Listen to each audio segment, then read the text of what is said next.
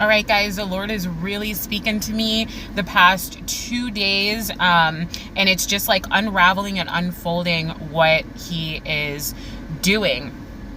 Before, I was doing a lot of words on His anger and His wrath.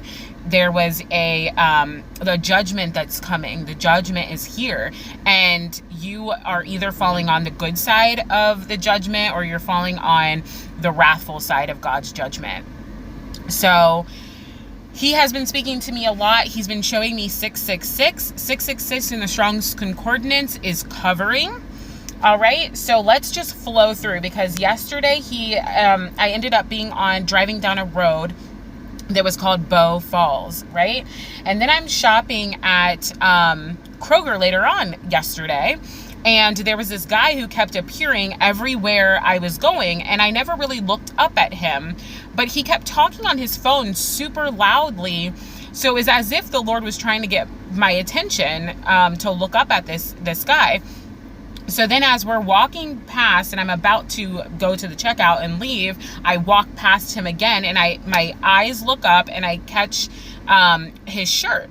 And his shirt says, it has a picture of a rainbow and it says Bow Strong. And I was like, okay, Lord, you are speaking, come through.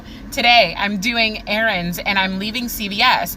Right as I'm leaving CVS, a license plate catches my eye and it says 7 Lola. I'm called to look up the name Lola.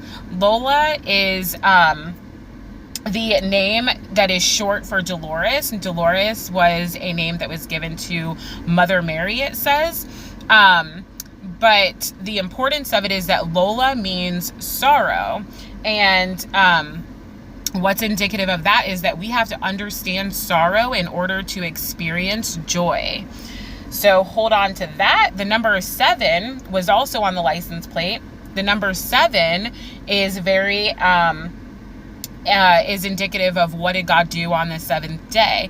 It's indicative of completion, of rest, of like, you're done, finito, finished, it's done. He finished the world and on the 6th day, and He rested on the 7th. So let's go to earlier that morning. I'm in a store. I'm in a Kroger. And later on that day, I go back to the Kroger and everything kind of looks different. And it's weird. And I'm like looking around and I'm like, why does it look so different in here? And then I recognize that they had put up all of these